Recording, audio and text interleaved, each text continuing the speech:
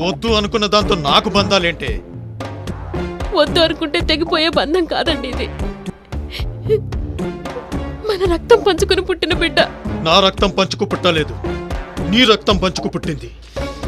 ఈ దరిద్రాన్ని కడుపులో మోసి కన్నది నువ్వు. దీంతో నాకు ఎటువంటి సంబంధం లేదు. ఆడపిల్లంటే ఎందుకండి మీకంత చులకన? చులకన కాదే, అసహ్యం. అసలు ఆడపిల్ల అంటే ఎవరో తెలుసా? ఖర్చు. ఎస్, ఖర్చు.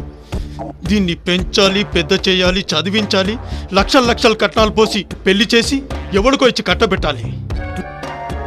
ఆడపిల్ల వల్ల ఖర్చే తప్ప రాబడి లేదే. కడుపున పుట్టిన బిడ్డల్ని పెంచటం ఖర్చు అనుకుంటే ఎలాగండి? ఈ ప్రశ్న మీ నాన్ననెందుకు అడగలేదే నువ్వు? నిన్ను స్కూల్కు పంపించడం ఖర్చని చదువు మాన్పించినప్పుడు ఏమైంది నీ నోరు? ఇప్పుడు అడుగుతావే? ఏ, మీ నాన్నకైతే డబ్బులు మిగలాలి, నేను మాత్రం దివాలా తీయాలా?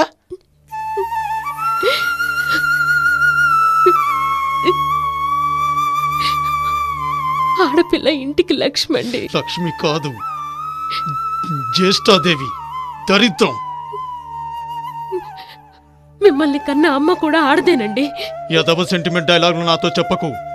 తల్లైనా చెల్లైనా పిల్లమైనా ఆడది ఆడదే. ఆడదాని విషయంలో నాకెలాంటి సెంటిమెంట్లు లేవు. ఆడ జన్మమిది మనసా, అనాది జన్మకిది అలుసా. ఇది ఆర్తనాదాల వరుస, అది ఆది లక్ష్మి అని తెలుసా. ఆడ జన్మమిది మనసా, అనాది జన్మకిది అలుసా. ఇది ఆర్తనాదాల వరుస, అది ఆది లక్ష్మి అని తెలుసా. కాలాలు మారాయి, విలువల్ని పెంచాయి, నీ ఆత్మగౌరవం నిలువెల్ల ముంచాయి వనిత. ఓ వనిత, ఆడ జన్మమిది మనసా, అనాది జన్మకిది అలుసా. ఇది ఆర్తనాదాల